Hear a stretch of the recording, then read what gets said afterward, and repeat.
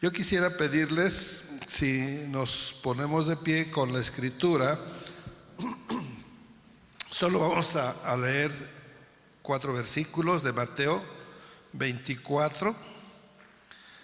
Y vamos, por favor, Mateo 24, versículos 3 al 6. Y lo vamos a leer al tiempo, pero hay que irnos ubicando. Este es, diríamos así, es el contexto del tema que vamos a ver hoy, que nos hicieron favor de invitarnos. Dice la palabra del Señor: y estando él sentado en el monte de los olivos, los discípulos se le acercaron aparte diciendo: dinos, ¿cuándo serán estas cosas? ¿Y qué señal habrá de tu venida y del fin del siglo? Respondiendo Jesús les dijo: mirad que nadie se engañe, porque vendrán muchos en mi nombre diciendo: yo soy el Cristo, y a muchos engañarán. Y oiréis de guerras y rumores de guerras. Mirad que no os turbéis, porque es necesario que todo esto acontezca, pero aún no es el fin. Padre bendito, Señor del cielo y de la tierra, sabemos que no es el fin, pero que ya nos estás dando señales a través de tus discípulos.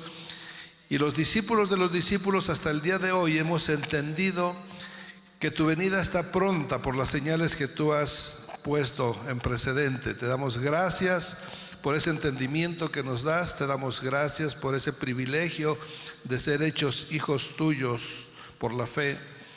Y también te damos gracias porque también somos amigos, y a los amigos tú no les ocultas lo que has de suceder.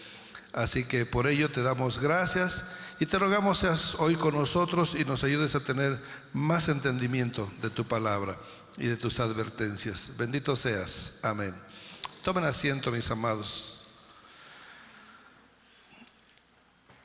Del tema que vamos a hablar no tiene el título que se refiera a la familia. Sin embargo, este es el contexto que envuelve a la familia. Lo que hoy está pasando en México y en el mundo entero es un plan global, son ideologías globales. Y estas ideologías, aunque no vea por ahí en ninguna parte el título de familia, estas ideologías tienen el propósito de destruir a la familia. Este plan global que existe a nivel mundial es destruir a la familia. ¿Por qué? O sea, suena absurdo.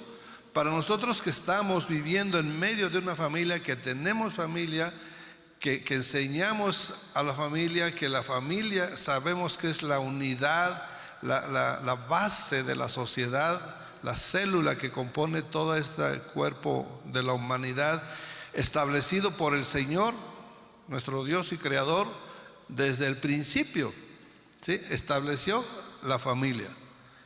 Entonces se nos hace absurdo que alguien quiera destruir a la familia. Yo no diría, ¿por qué? O sea, ¿qué se gana? Es absurdo, es contrario, es contra natura. Es contra Dios, es contra el propósito mismo de la humanidad. ¿Quién puede querer eso? Pausa. Hay un factor, hay una palabra que es la que nos va a definir quién y por qué quiere hacer esto. Pero antes me voy a ir más atrás, aún antes de la creación del hombre. Hubo otros seres creados antes de los seres humanos, y estos son los ángeles. Dios, después de crear los cielos, las estrellas, planetas, soles, etcétera, se dio también a crear espíritus. Y uno de esos espíritus, el más hermoso que había creado, fue tanto su vanagloria que él quiso ponerse a la altura de Dios. Él quiso tener su propio trono. Todo esto lo sabemos, solamente estoy poniendo un contexto.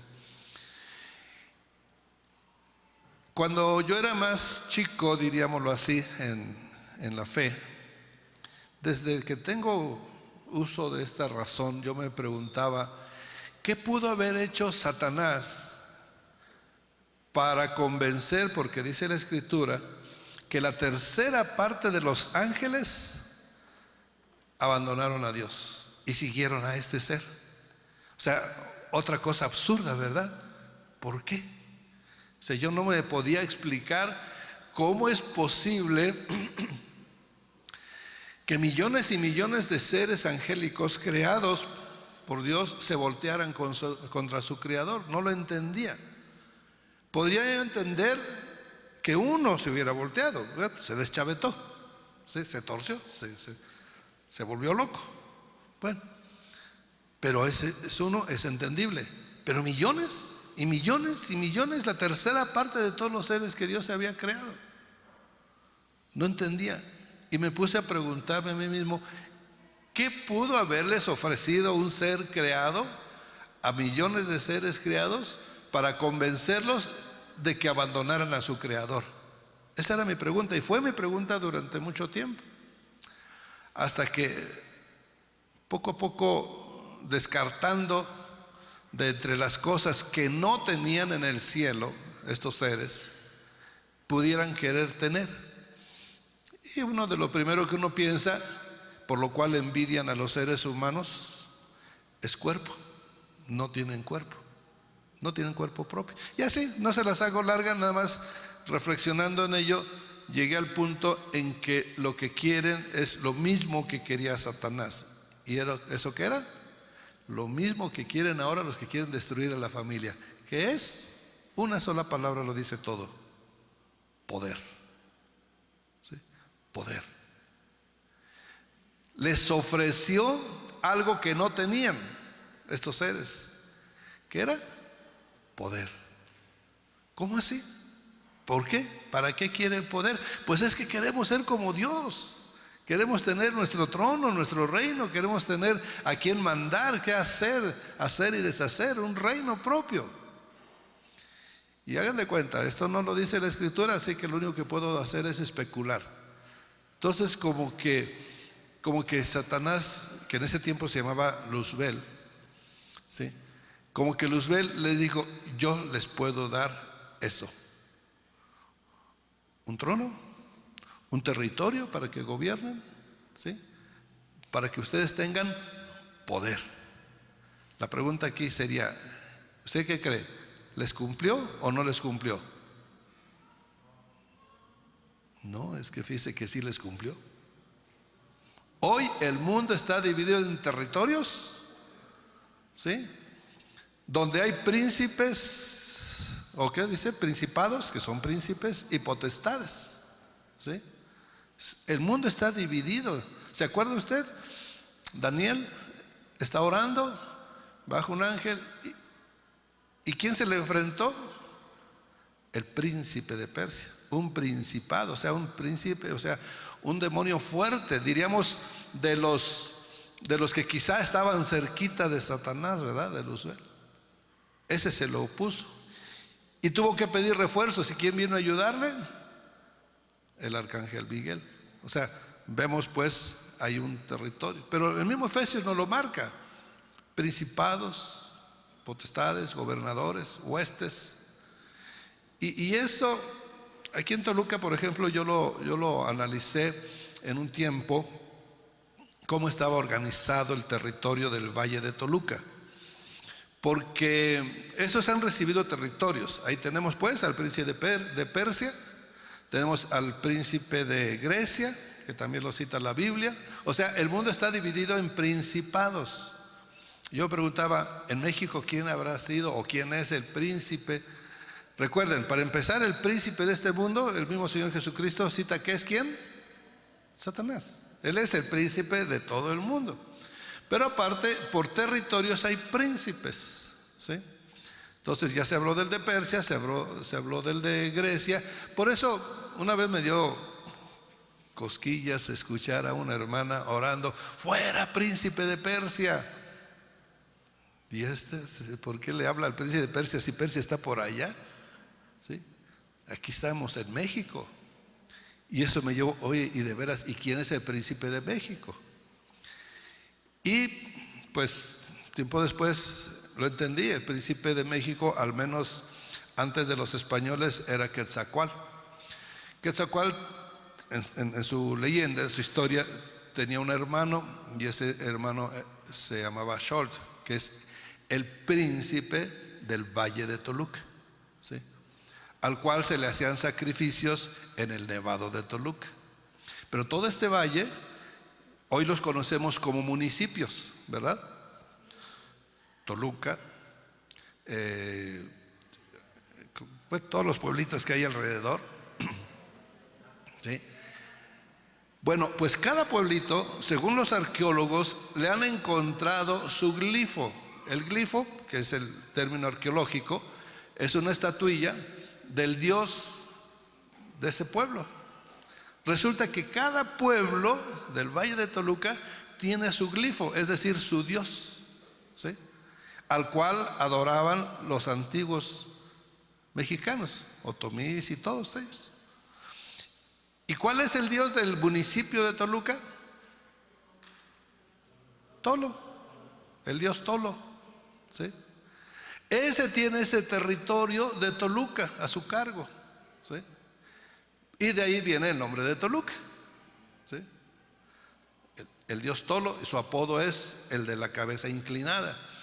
¿Por qué? Porque entre ellos hay guerras también, ¿sí? Y una vez el tal Tolo se le quiso poner encima a su autoridad, ¿sí?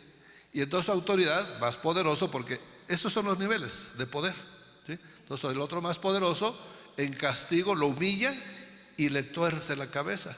No que esté torcida como cuando da tortícolis o algo así, no, sino que es de humillación, ¿sí? Entonces esa es una característica que va a traer ese personaje, ¿sí?, de cabeza agachada. Ese es Tolo, y ese es el dios que los antiguos adoraban, ¿sí? O sea, ¿les cumplió o no les cumplió? ¿Sí? Recibían adoración. O sea, finalmente sí fueron dioses. Nosotros decimos dioses falsos, ¿verdad? Pero ellos querían ser dioses. ¿Y cuántos inclusive humanos hoy quieren ser dioses? Ahí tenemos históricamente a un Alejandro Magno. Él se hizo tan fuerte. Bueno, los emperadores romanos, ¿verdad?, llegaron al punto en que decían: somos Dios, soy Dios, ¿sí? Me da risa de la parte esa donde Alejandro Magno se proclama Dios, y asustados los sabios de Grecia, usted sabe que la cultura griega es cultura madre, se asustan, que dice: pues que ya Alejandro ya es Dios. Y otro más sabio de esos sabios le dice: mira, si Alejandro Magno quiere ser Dios, déjalo que sea Dios y que nos siga mandando el botín de guerra que va conquistando. O sea, Maradona le llaman el Dios, ¿verdad?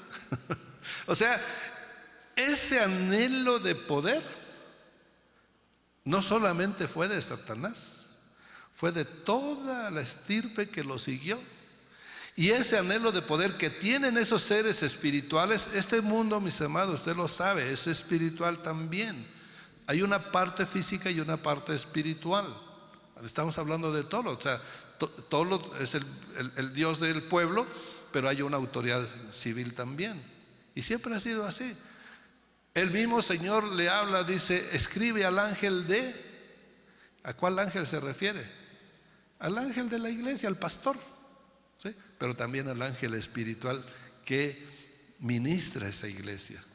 Cada iglesia tiene su pastor. En fin, bien, entonces entendemos pues que este es un anhelo antiquísimo, anhelo de poder, ¿sí? Y ese anhelo de poder es lo que rige al mundo. Y mire, no creamos que el anhelo de poder solo lo tienen los políticos. No, es casi que universal. Yo no sé de qué manera el hombre, la mujer fue contaminada por aquellos seres para que todos, o la mayoría, porque solo en Cristo reconocemos dónde está la autoridad y dónde está el poder verdadero, el nuestro, ¿Dónde está nuestro poder? En Cristo Jesús. O sea, a nosotros a nivel de iglesia, a nivel de cristianos, eso no debiera ser problema. Y es un grave problema que está también dentro de la iglesia. En todas partes está ese anhelo de poder. De una manera un tanto chusca, les comento esto, porque esto, le digo, se da hasta entre las familias. La esposa dice, pues sí, tú eres la cobertura, pero yo manejo. Una vez escuché a una pastora que estaba orando, estaba enseñando a las mujeres, en un grupo, una reunión de mujeres. Yo estaba distraído, me metí a su sala sin proponérmelo, pero justo en el momento en que entré, les estaba diciendo, sí, el hombre es la cabeza, pero la mujer es el cuello. ¿Y quién mueve a la cabeza? Uf. O sea, según, pero no alargo más, nada más es por dar la idea de cómo se maneja el poder entre nosotros. ¿Sí? Aún, muchas veces, malamente, en la iglesia. En la familia se hace la lucha, ¿verdad? De que supuestamente el padre de familia es la autoridad, el varón. Pero ¿cuántas luchas tenemos dentro de la iglesia? Pues sí, él es el varón, pero aquí la que manda soy yo. ¿Sí?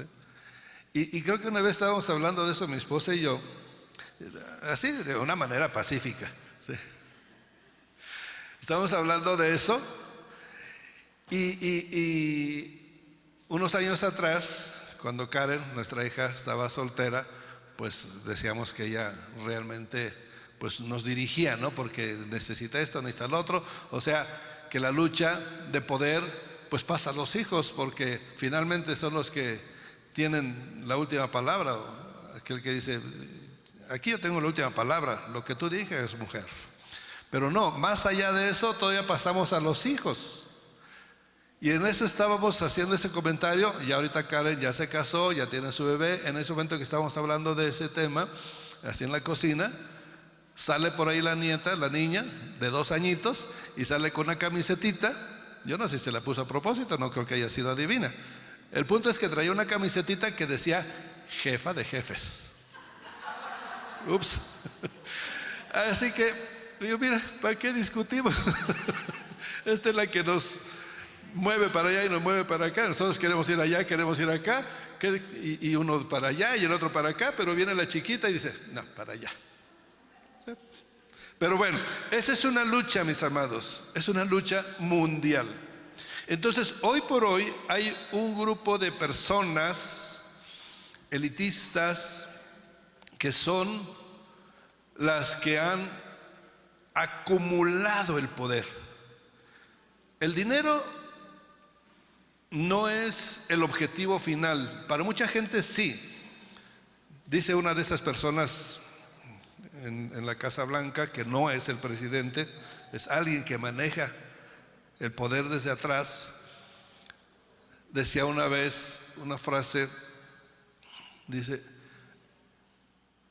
lo único que busca es dinero, pobre. ¿Sí? Una persona supermillonaria, pero su ambición era el dinero. Pero él sabe que el dinero es solamente una herramienta, porque el objetivo de esa persona que estaba hablando es el poder. ¿Sí? Mire, una de las cosas que le voy a poner aquí de antemano, más adelante la voy a explicar más, pero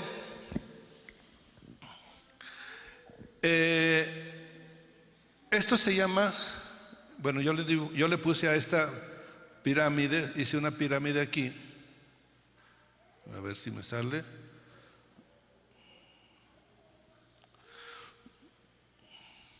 Una pirámide, y le llamé, ya no me alcanzó, los vértices del poder. ¿Parece? Ah, es que esta era punteada. Algo así. Los vértices del poder. Porque yo me preguntaba, bueno, ¿y realmente quién es el que tiene el poder? Dice que voy a ir mezclando. Viene un personaje que ya no tarda en aparecer en la escena mundial, el hombre de iniquidad, que es ¿qué? El anticristo. ¿Sí? Que una de las características que dice la Biblia es que le será dado poder. ¿Quién le puede dar a una persona poder? Pues los que manejan el poder. ¿Sí? Y estos que manejan el poder, ¿quiénes son? Parte de eso es lo que vamos a ir desarrollando en el tema. Nada más quiero ir poniendo un planteamiento general.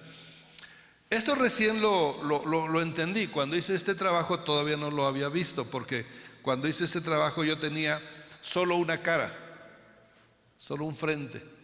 Y en ese frente yo puse hasta abajo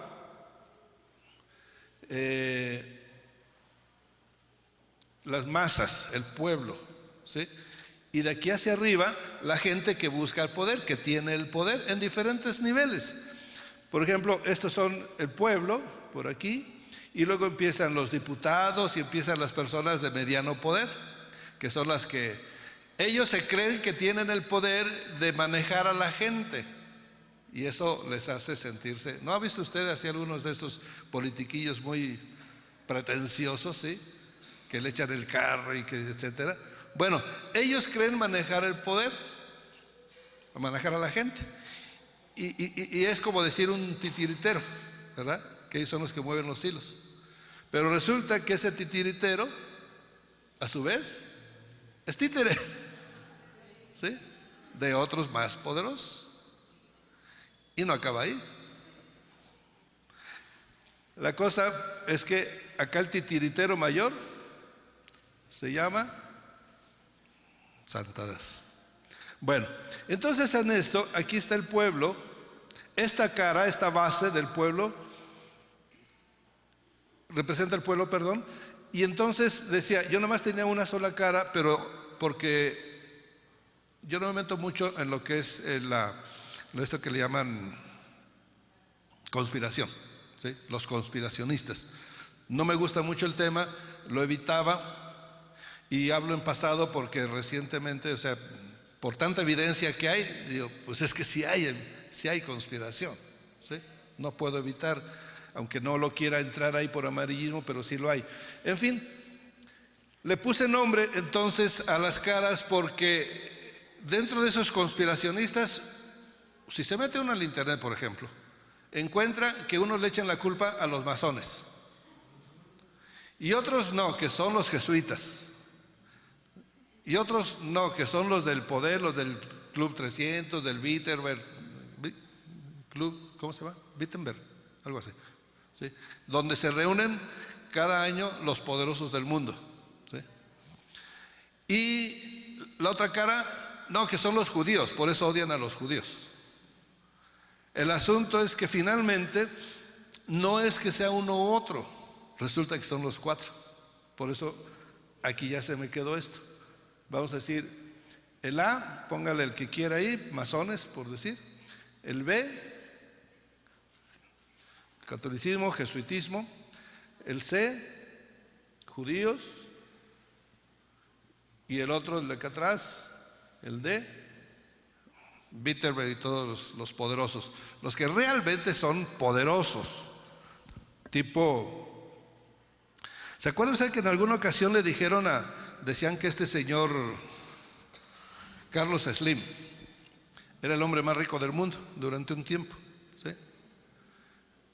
Pues eso lo publica la revista Forbes, que es de uno de estos señores, y todos los medios de comunicación.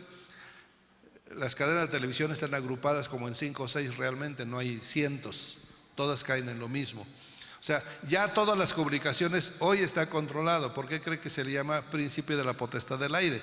¿Sí? Ese es un príncipe que controla, sé que su sector son todas esas comunicaciones. Bueno, entonces en las comunicaciones nos dicen lo que quieren decirnos. ¿Qué es lo que leímos del Señor Jesucristo que nos dice?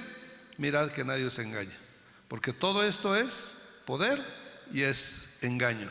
Así que entonces aquí lo que tenemos es que hay un engaño, y ahorita vemos por qué tantas partes hay engaño, así está tan diseminado el engaño como el poder, porque el engaño es una faceta o un instrumento del poder, así como el dinero, como las riquezas, son las riquezas por un lado y es el engaño por otro lado.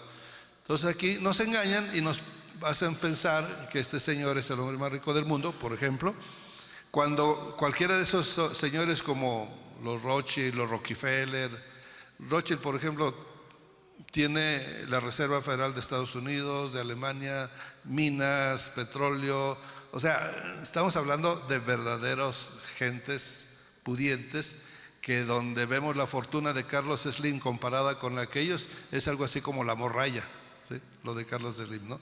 Entonces, son muchas cosas. Vamos a lo que es el texto. Quise ponerles este planteamiento porque finalmente ese poder mundial es el que maneja al mundo, es el que está, lo que vemos en la imagen, es el que está descomponiendo a la sociedad. Hoy estamos, y si alcanza a ver por ahí, al lado derecho, dice acerca del mundo en caos, o sea, lo están haciendo caótico. Quizá nosotros aquí en México, aquí en Toluca, aquí en la iglesia, estamos como en una especie de burbuja donde algunas cosas por ahí se filtran y dicen, ay, qué mal están las cosas. Pero cuando alguien ve lo que está pasando a nivel mundial y profundizándole un poquito, ya ve uno, este es de lo que está hablando aquí, Mateo 24, señales antes del fin. Pero le digo, lo que quiero es darles ese contexto general para entender el propósito del Señor Jesucristo y para entender el propósito de usted como parte de su familia, de una familia. Bien, vamos entrando en materia como quien dice. Estos discípulos, Mateo 24:3, si vemos en el 1 y en el 2, han estado recibiendo enseñanza del Señor Jesucristo en el templo. ¿De qué les estaba hablando? No dice claramente la Escritura, solamente nos da una pista de que le estaba enseñando algo profético, que por cierto ya se cumplió, la destrucción del templo, ¿sí? Pero no hay más. Sin embargo, entendemos que les estaba dando una clase de escatología. El mismo Señor Jesucristo hablándoles de escatología, es decir, los tiempos finales. Porque en las preguntas que le hacen los discípulos entendemos a qué viene esto. Le preguntan, o sea, como que después del monte, como que se hizo tarde en el templo y vámonos al monte a descansar. Y ahí lo que habían estado haciendo es recibir la enseñanza, pero se quedaron como que diríamos, por lo menos se quedaron picados, ¿sí? Yo podría decir que más que picados se quedaron así como absortos, alertas, como diciendo, ¿what? ¿Sí? Entonces van y apenas se instalan en el monte, se disponen a descansar y unos discípulos, los más inquietos, se le acercan y quieren seguir con el tema de lo que habían estado estudiando o habían estado recibiendo. Entonces ya con esas preguntas que le hacen ya entendemos de qué tema estaban hablando, ¿sí? Porque antes la Escritura no lo dice. Entonces dice, se le acercaron aparte diciéndole, preguntándole, ¿cuándo serán estas cosas? ¿De qué cosas? No lo dice, ¿sí? No lo especifica. Pero en la segunda pregunta entendemos el tema. ¿Y qué señal habrá de tu venida? O sea, estas cosas son cosas que iban a pasar en el futuro, ¿sí? Y no solamente cosas, circunstancias que ahorita vamos a ver, sino que también le estaba hablando de que él iba a venir. Pero se da cuenta, todavía no se iba. Y ya les estaba hablando, ahora sí que diríamos por fe, ¿sí? Ellos tenían que creerlo, entenderlo, y por lo visto que lo creyeron, pero no lo entendieron totalmente, ¿verdad? Porque, ¿cuándo vas a venir? ¿Y qué señal habrá de tu venida? ¿Cuándo van a suceder estas cosas? O sea, todo eso lo habían creído, pero necesitaban más explicación. Entonces, ya con la segunda pregunta, ¿qué señal habrá de tu venida? Le estaba hablando de escatología, de los tiempos finales. Y luego la tercera pregunta, ¿y qué señal habrá del fin del siglo? Que algunos interpretan fin del mundo, lo cual no es correcto, porque el mundo no se va a acabar, se va a transformar, pero no se va a acabar, ¿sí? Entonces debemos entender que siglo podemos interpretarlo como una palabra que significa periodo, ¿sí? Una era. ¿Cuál será el fin de la era? ¿Cuál será el fin del periodo? Porque hay palabras que se confunden así. Entonces, a la hora de la traducción, pues. Entonces aquí pongámosle la palabra, ¿cuál será y cuándo será el fin de la era? ¿Cuál era? La era de Cristo. De su primera venida a su segunda venida es un periodo de tiempo, ¿sí? Y se le puede llamar periodo, se le puede llamar era. ¿Cuándo será? Eso es lo que estaban preguntando. Entonces el Señor les responde a esas tres preguntas y les da tres respuestas. Pero antes de empezar con la primera, hace la advertencia: mirad que nadie se engañe. O sea, ya de ahí está dando un antecedente de que esta era es la era del engaño, ¿sí? Y entonces hoy lo estamos viendo, ¿sí? Todo esto que están metiendo en los niños, en las escuelas, que le llamamos ideología de género, es un engaño, ¿sí? Quieren hacerles vivir a los niños que viven, que pueden tener cuerpo de niña, si lo quieren, siendo niños, o a la inversa. Bueno, todo este armado de engaños es una puntita que vemos, pero es en todas partes. Y vamos a ver muchos de estos tipos de engaño que advierte, y que el Señor Jesucristo no es ni la primera vez que lo advierte, porque lo va a advertir lo habla varias veces acerca de que tengamos cuidado con el engaño.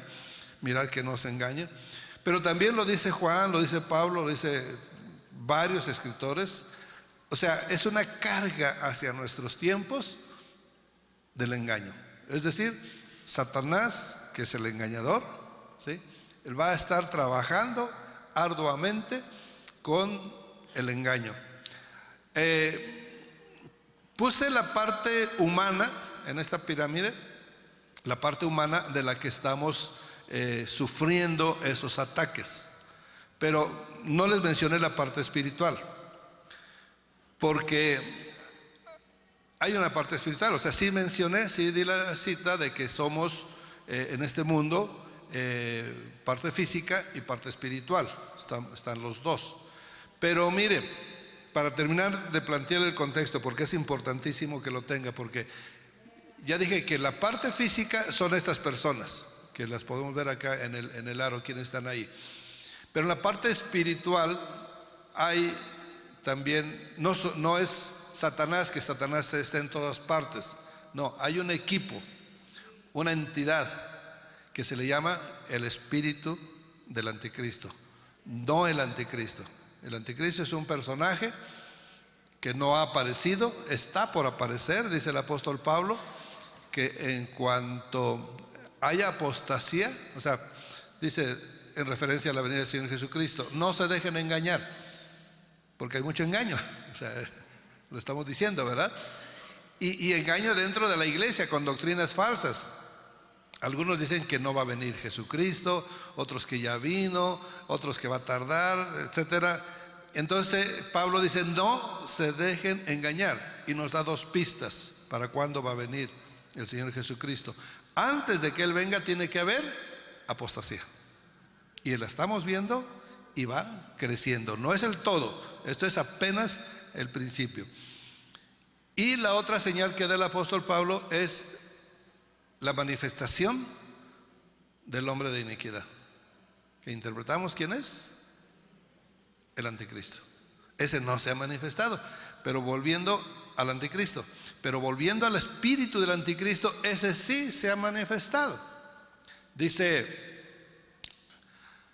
el apóstol Juan: todo aquel que cree que Jesucristo ha venido en carne es de Dios, ¿sí? Y todo el que no cree, ese es espíritu del anticristo. Todo aquel que niega a Cristo, que no cree que Jesucristo es el Señor, que no cree que Él ha venido, ¿sí?, en forma humana, que Dios se ha presentado ante los hombres en forma humana. El que niega eso es, dice él, espíritu del anticristo. Todo espíritu que no confiesa, ese es el texto, todo espíritu que no confiesa que Jesucristo es venido en carne, ese es espíritu del anticristo. Entonces yo les quiero preguntar, a ver si me están poniendo así atención. Yo veo sus rostros, sus ojos, como que sí, pero dice que todo es espíritu del anticristo. Entonces yo le pregunto a usted, ¿a qué espíritu se refiere? Decíamos hace rato de los humanos, ¿sí? Espíritu humano de los hombres, porque recuerden que tenemos cuerpo, alma y espíritu, ¿sí? ¿O se refiere a un espíritu demoníaco, un espíritu angélico, ángel caído? ¿Perdón? Demoníaco. ¿No? ¿A cuál se refiere? Humano. ¿Ya ve que le dije que me pusieran atención? Dice la palabra, todo espíritu, todo. Eso implica humano y angélico, ¿sí? Los únicos que no están incluidos ahí son los espíritus de los cristianos que sí creen que es el Señor en la parte humana, y los ángeles de Dios, que ellos, Señor, ¿verdad? Pero de ahí para allá, los que no creen son parte del espíritu del anticristo. Y ahí estamos hablando de masones, testigos, musulmanes, etcétera, etcétera. Todo aquel, hablando en la parte humana. Y en la parte angélica, pues todo espíritu, todo demonio. Entonces aquí tenemos que el espíritu del anticristo no es un personaje, sino es una entidad, es un grupo gigantesco, ¿sí? ¿Y cómo trabajan? ¿Quién es el que trabaja? ¿Los humanos o los espirituales? ¿O los espíritus? Los dos. Exacto, están influenciados. Pero mire, para entenderlo cómo trabajan el espíritu del anticristo, le voy a recordar, o recuérdale usted, cómo trabaja el cristiano. ¿Con quién trabaja el cristiano? Con el Espíritu Santo. ¿Y qué es lo que hace el Espíritu Santo? O sea, recordemos los atributos del Espíritu Santo, sus funciones. Nos guía a toda verdad. Aquellos les van a guiar a toda mentira, ¿sí? ¿Qué más hace el Espíritu Santo con los cristianos? Guiar a toda verdad, ya lo dijimos. El Espíritu Santo nos guía al arrepentimiento. ¿Qué sería acá la contraparte? Esos demonios que hacen, les provocan a lo mal y evitan el arrepentimiento. O sea, les inspiran, les influyen, les enseñan, los guían, pero hacia lo malo, ¿sí? Trabajan entonces en la mente de los que están sin Cristo, lanzándole ideas, dardos, incitándoles al mal, ¿sí? Lo contrario. Entonces ahí vemos pues cómo se está haciendo ese trabajo de desorden, ese trabajo de desobediencia, ese trabajo de acabar con la familia. Es decir, si tenemos al espíritu del anticristo que tiene un principio, y ya podemos establecer quién lanza ese principio, quién lo está ejecutando, las vértices del poder. ¿Quién ha proclamado destruir a la familia? No es el hombre, porque él es hombre, es mujer, es parte de. ¿Cómo puede atacar a su propia naturaleza, a sus propios congéneres? ¿Por qué lo están haciendo? Porque están influenciados, inspirados, guiados, cegados por el espíritu del anticristo, por los espíritus que trabajan junto con él. Cada cristiano tenemos al Espíritu Santo. Cada no cristiano tiene 1, 10 huestes, a saber cuántos tiene, influenciándolo. Y en algunos casos hasta poseyéndolo. ¿Sí? Entonces, nuestro enemigo real, entonces, ¿quién es? ¿El homosexual? ¿El narcotraficante? ¿El pandillero? Huestes de maldad. Nuestro enemigo no es de carne y hueso, es espíritu. ¿Sí? Entonces nuestra lucha, nuestra guerra, ¿contra quién tendría que ser? Y los seres humanos que están siendo usados son víctimas, son personas engañadas. Si usted quiere algo contra ellos, agárrese a uno y no lo suelte en oración. ¿Sí? ¿De qué le sirve matarlo? Una, usted se va al infierno, y dos, aquel espíritu que estaba ahí se va con otro y el asunto sigue. ¿Sí? No es nuestra lucha con caballo ni con espada. No es contra carne, es contra espíritus. ¿Y eso cómo se vence? Esas son nuestras armas. ¿Sí? Nuestras armas son espirituales. Todo esto usted ya lo sabe y sabe cómo defender a sus hijos de esos ataques. Insisto, son ataques a través de los hombres, a través de las ideologías mundiales, a través del LGBT. Ayer me estaba platicando mi esposa que hubo una marcha aquí en Toluca y otra en México acerca de mujeres muy enojadas. Son movimientos feministas. Una mujer feminista no necesariamente es parte del movimiento feminista. Un hombre homosexual, una mujer lesbiana no necesariamente son parte del LGBT. Esos organismos son ideologías mundiales patrocinadas por personas que tienen el dinero del mundo para hacerlo, ¿sí? Pero no necesariamente es el pensamiento del ser humano así se haya desviado hacia el homosexualismo, por ejemplo. Una cosa es que sea homosexual por X asunto, ¿sí? Y otra cosa es que quiera que la sociedad, que la familia sea destruida, que quiera que la iglesia sea destruida. A la mayoría del homosexual real no le importa, ¿sí? Si él no es cristiano, pues muy su vida, muy aparte y ya. Pero el homosexual común no ataca a la iglesia, no ataca a la familia. Él quiere vivir su vida y que lo dejen vivir, ¿sí? Todo esto es una ideología mundial, patrocinada desde la punta de la pirámide. En cualquiera de sus campos, cada quien con sus influencias y sus herramientas que tiene. Si estamos hablando de los círculos de poder económico, de las familias, pues ellas con ese dinero hacen y deshacen.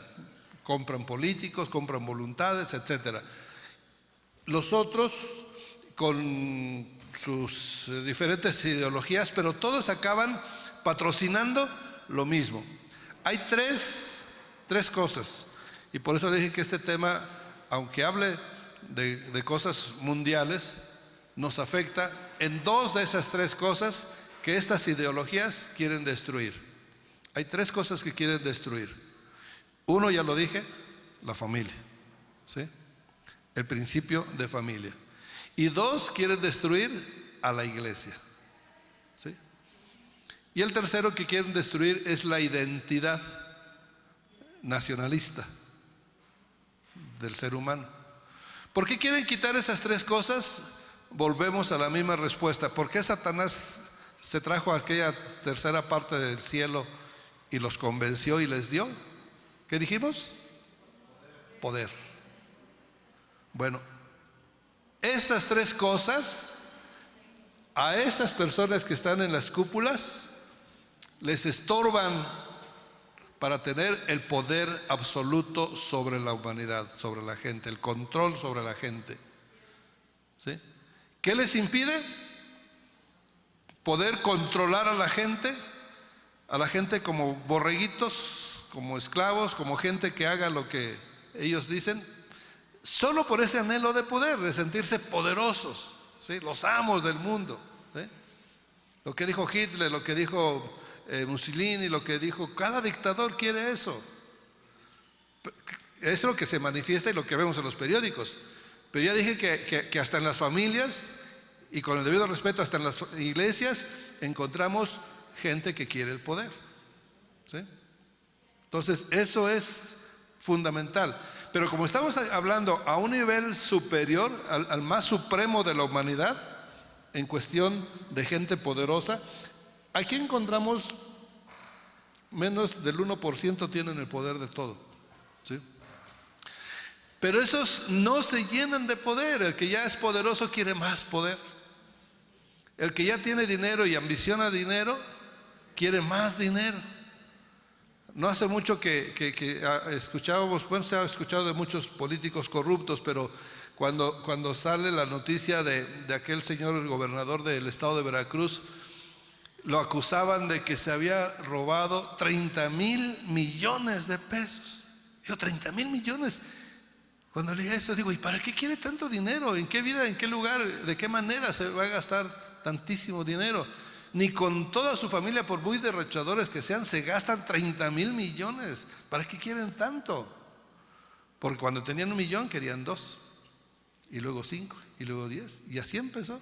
Y gente que ha sido buena en un principio, el poder le corrompe, la ambición le corrompe y quiere más y más y más y más, y ya no necesitas más, yo quiero más, ¿sí?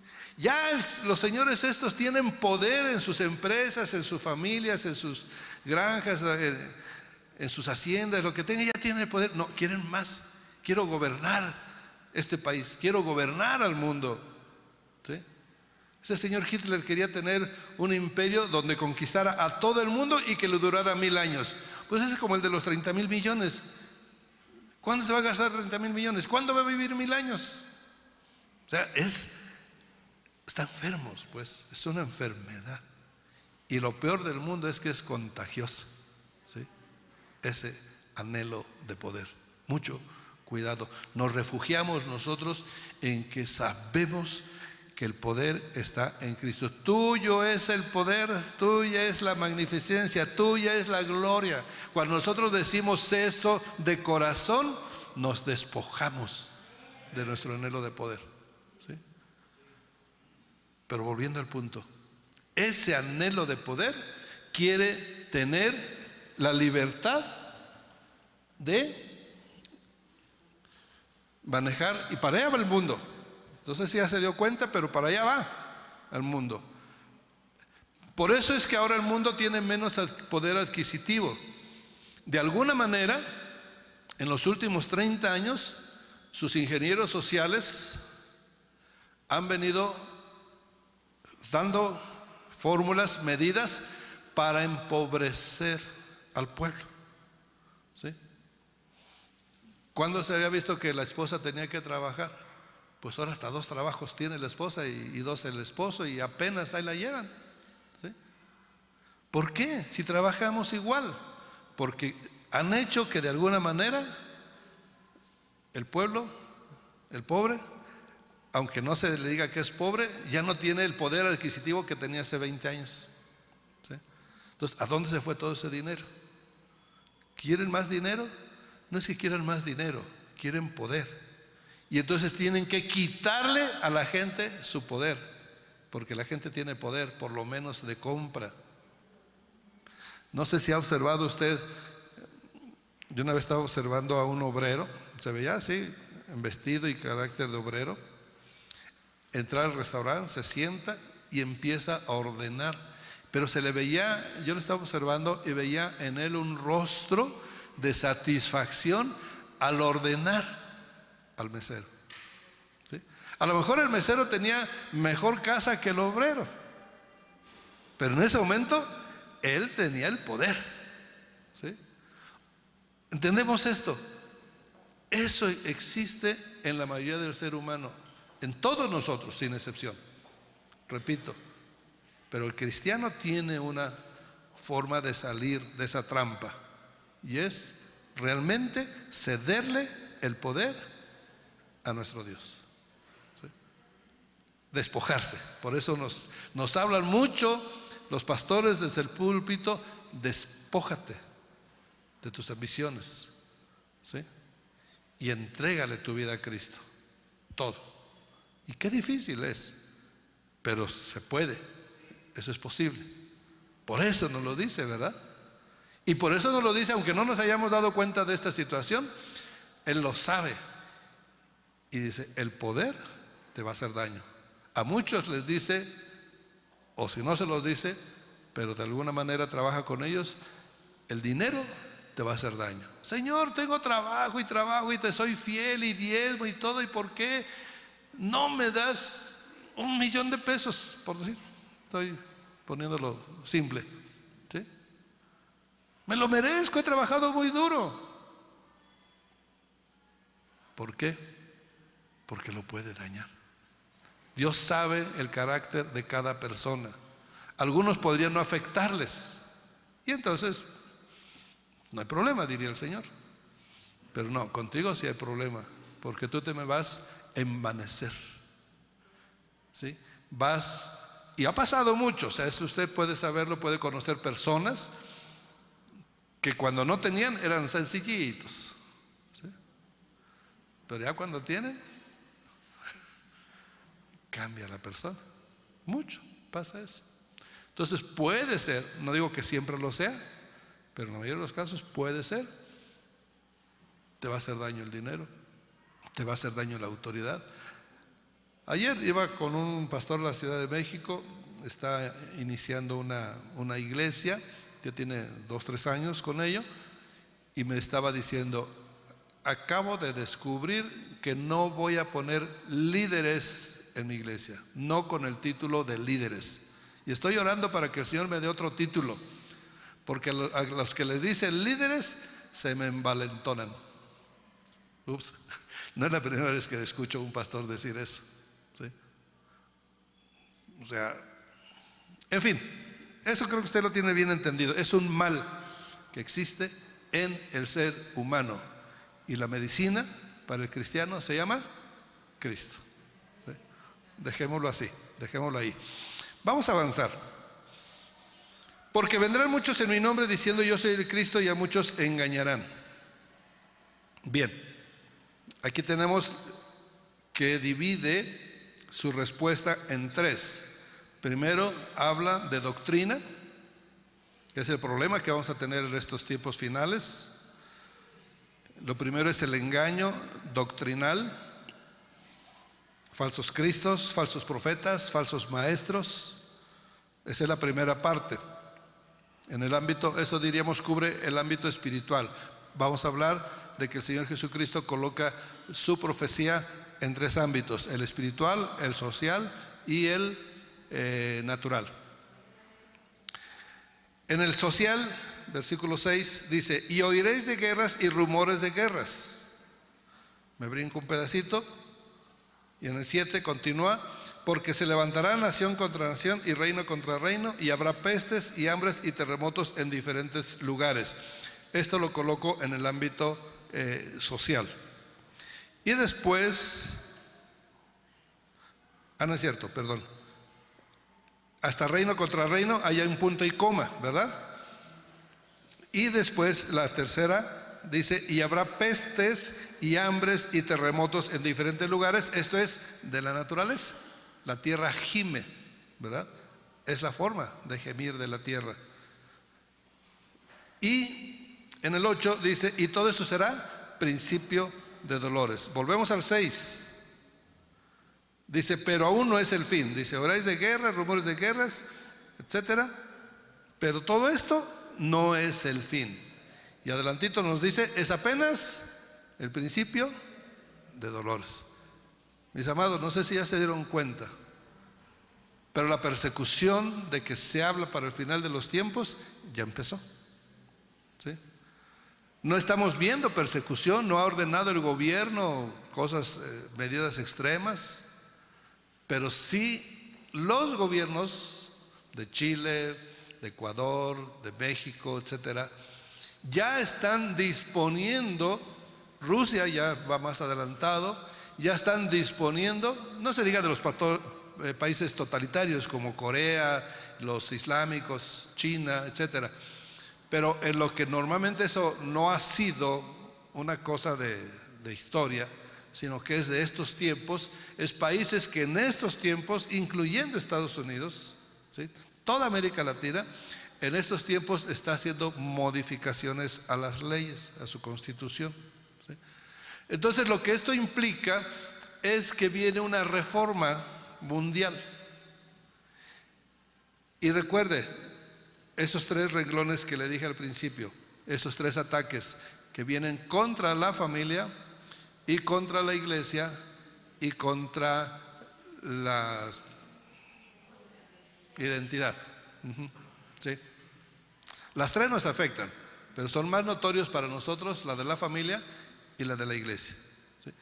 Todo eso, todos esos cambios son porque están preparando el terreno para la venida de ese gobierno mundial con la cara del anticristo.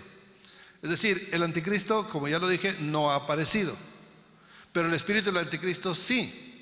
Podríamos decir que toda esta que está en la esfera es el espíritu del anticristo, ¿sí? Toda la esfera es el espíritu del anticristo.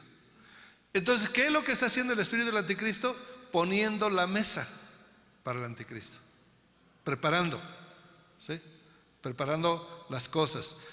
Tenemos 2 mesas, no sé a cuál se quiera sentar usted, la del anticristo y la de Cristo, aunque la de Cristo no la estamos viendo todavía. Primero, como que está esperando a ver quiénes van a ir a sentarse a la mesa del anticristo, para eso es no invitarlos a su mesa. ¿Me explico? ¿Sí?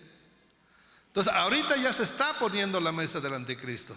Esa gente está trabajando para ponerle todo en plataforma. Una de las características, y es solo un ejemplo porque hay muchas características del anticristo, ya vimos una, le será dado, dice, una corona, la palabra literal es una corona, le será dada una corona, pero una corona ¿qué simboliza? Poder, ¿sí? Ya sé que sea un rey, porque muchos dicen, le será dada una corona, entonces va a ser un rey, y ahí están poniendo al pobre Carlos, el príncipe de Inglaterra, como el anticristo. Y otro escatólogo de acá del norte, muy conocido, estaba hablando de que el príncipe, ¿cómo se llama el de España? Felipe, ¿sí? Ese es el anticristo. ¿Y dónde lo estaba diciendo? En el mismo Madrid. Por poco y lo linchan allá al pobre. Porque serán de un partido, serán de otro partido, de una iglesia, de otra iglesia, pero son sobre todo monarquistas. Es decir, todos aman a su rey. Entonces que le digan que su rey, en ese tiempo era príncipe, futuro rey, ahora ya es rey, futuro príncipe, que le digan que su príncipe amado va a ser el anticristo, no, pues en serio, le fue mal a este hombre, tuvo que salir antes de que terminara sus presentaciones. No necesariamente. Es que le sumaban también otra característica, y es la que les iba a mencionar: no gustará del amor de las mujeres, ¿sí? Y para entonces ese príncipe no se había casado, ya estaba 38 años creo que tenía cuando se casó, ¿verdad? Entonces, no, pues este es, mira, le va a ser dado una corona, está altísimo, tiene un poder, y eso sí lo llegamos a saber, de que tenía una especie de poder. Una vez, algo que se dio a conocer, es que por ley, por protocolo, ninguna persona podía ir delante de él. Entonces, una ocasión, uno de esos payasitos de su cuerpo de seguridad dice, vas a ver que sí se puede, y que se le adelanta a propósito, y dicen que le hizo así, y aquel se tumbó en el piso de dolor. O sea, de alguna manera, entonces hubo cositas así que hacían sospechar. Entonces este hombre escatólogo de acá de Reynosa, pues se fue con la finta y dice, este es el anticristo, ¿sí? Pero en el mural bíblico que vimos la otra vez, ¿se acuerdan que traemos aquí un mural? En ese están las características del anticristo. Entonces ahí puede ver, y con eso no vas a ver quién es el anticristo, pero sí vas a ver quién no es el anticristo. porque ahí están las características. Entonces ahí vienen varias características que ese príncipe, pues para nada. Tenía 2, 3 que sí, y ya. Bueno, el punto es que este personaje, ay, me salí del tema, sí, ¿verdad? Ya me salí. Bueno, ahorita lo retomamos. Pero volvamos al texto, porque me salgo del tema y nos alargamos y se me olvida que nomás tenemos 3 horas hoy. Por cierto, el descanso, ¿a qué hora me dijo el descanso? ¿11:30? Ok, vamos unos minutitos más y lo tomamos de 11:45 a 12, ¿estaría bien? O antes, ya voy a ir acercándome entonces para ir preparando para un intermedio. Antes del intermedio, así muy rápidamente, voy a decirle 2 cosas. Una, dice aquí, porque esto lo dejé abierto, lo del Mateo 24:6, que le dije me voy a brincar una porción. Me brinqué una porción del versículo 6, porque en el versículo 7 continúa con el mismo tema, pero a la mitad de ese tema el Señor Jesucristo nos dice una frase, cuando está hablando de todas estas cosas que van a pasar, dice, mirad que no os turbéis. ¿Sí? Este lenguaje es castellano, de Castidoro de Reina, en México ya no lo usamos, así que para hacerlo más claro, ¿cómo diríamos? ¿No sé qué? ¿No se preocupe? ¿O qué dijo? Sí, ¿verdad? No se preocupen, no se angustien. Ok. No se desesperen. No se equivoquen. No se equivoquen de mesa, ¿verdad? No se preocupen. Vamos a usar esta. No se preocupen. Cambiémosle y que diga, mira, no te preocupes, porque es necesario que todo esto acontezca. ¿Por qué dice que es necesario que todo esto acontezca? ¿Por qué cree usted que es necesario que todo esto que está pasando ahorita acontezca? ¿Qué cree? ¿Dónde? ¿Porque todavía no?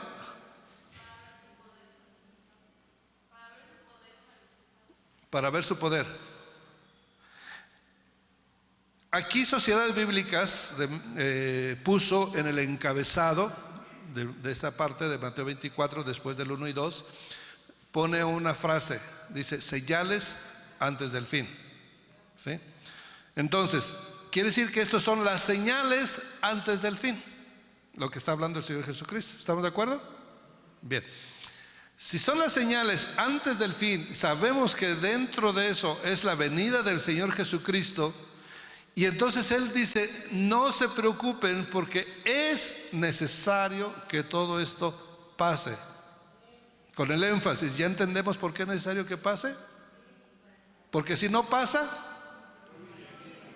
no viene Cristo. ¿Sí? Entonces, esa es la deducción. Por eso es necesario que pase. Y como dice que no se preocupen, es porque nosotros sabemos que por estas señales Él está cerca y ese es nuestro mayor gozo y esperanza. ¿Verdad? Gloria a Dios. Gloria al Señor. Así que entonces nosotros más alerta hemos de estar. ¿Sí? Más alerta, porque ya las señales ya están aquí. Así que entonces ahora hagamos lo que dice. No nos lo dice literalmente, pero nos lo da a entender. Es tácito, porque dice, no te preocupes, ¿verdad? Cambiamos ahí el texto. No te preocupes. Entonces, si nos está diciendo no te preocupes, ¿qué nos está diciendo con eso? Ocúpate. ¿Sí? No te preocupes, no te angusties, no te aflijas, no te espantes. Ocúpate. Ocúpate. Ahí entonces queda abierta una pregunta muy amplia. ¿En qué me voy a ocupar? Y ahorita al regreso se lo voy a decir.